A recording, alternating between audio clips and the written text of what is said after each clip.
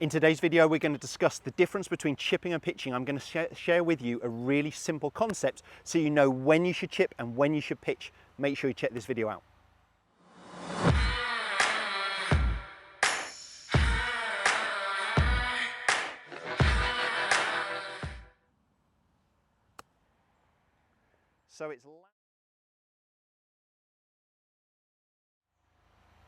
Welcome back to the TruGolf Academy. You've joined me, Jon Watts. Today's video, as I mentioned there in the intro, is about the difference between chipping and pitching around the edge of the green.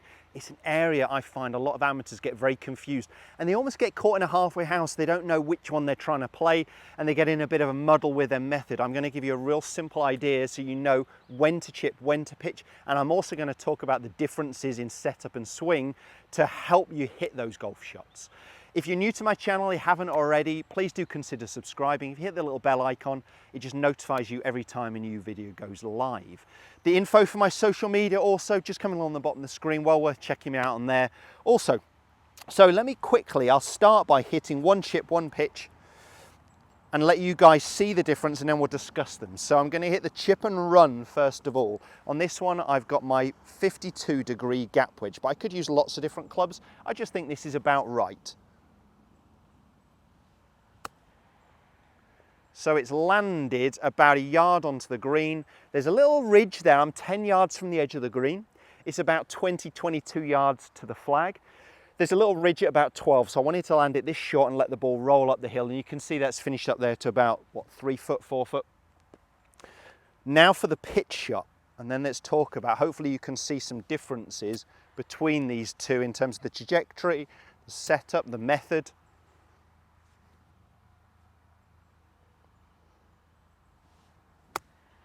Go, go, go, go, go, just.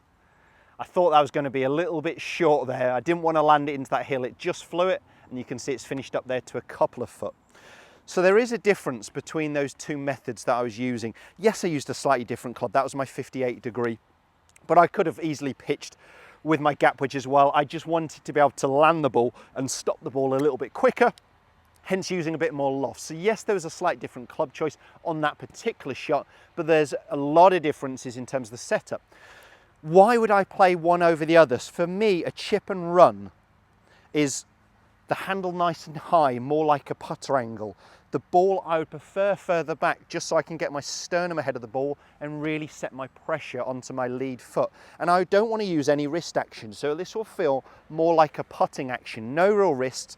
And for this action, it won't matter what club I've got, anything from 7-iron all the way through to a sand wedge, lob wedge, you can use them all. The method is the same. I have done a video talking about club selection and I'll put the link just here, well worth checking out. So for me, from this setup position, I cannot fly the ball more than about 10 paces, 10 yards. So if I need to fly the ball more than 10 yards, if my ball was further back, or I've just got more rough to fly over, I'm having to pitch rather than chip. So I can't play the chip and run if I need to fly the ball more than about 10 paces. Because more than that, we're starting to use wrist action. And for me, a chipping action, a big part of it is really no wrist. It's almost like a bump and run, like a long putting action. So max 10 yards, which I can just about get away with here because that's about where the green is, starting at 10. The other thing that dictates is how quickly I need to stop the golf ball. So I know with my 58-degree chipping on that bump and run type of shot, it will fly about half and roll about half in the summer months. So if it flies 10, I'd expect it to bounce and roll about 10. So if I need to stop the ball quicker than that, if the flag was cut closer to me, I would have to stop the ball quicker and it would be more like 70–80% of the journey in the air. I'm no longer chipping, I am now pitching. Okay, so they're the two differences. I'll mention it again. How far the ball needs to fly. So for me, chipping, no wrists, flies only 10 yards max. The other thing is how quickly I need to stop the golf ball. So if I need more of the journey, 70+% of the journey in the air, again, I'm pitching rather than chipping. What differences did you notice? Well, the trajectory was very different. Obviously, the pitch went higher up in the air, it landed further, it stopped quicker.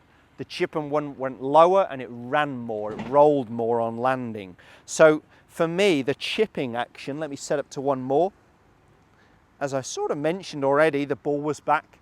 The hands were forwards, the pressure was forwards. There was no real wrist action at all in the action there. So we're trying to fly it back yard onto the green. I'm taking my hands out of it. I'm just turning my chest. It's landing about a yard onto the green. That looks perfect. And it's running and releasing into the hole. That's my chip and run. That's my bump and run.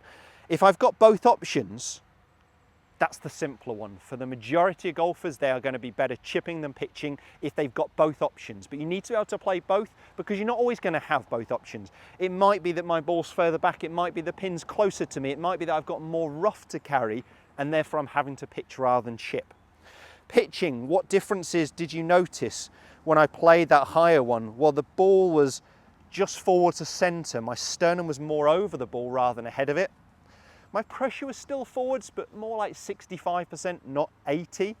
And my handle is more neutral, more level, because I want to use the loft and bounce of the golf club.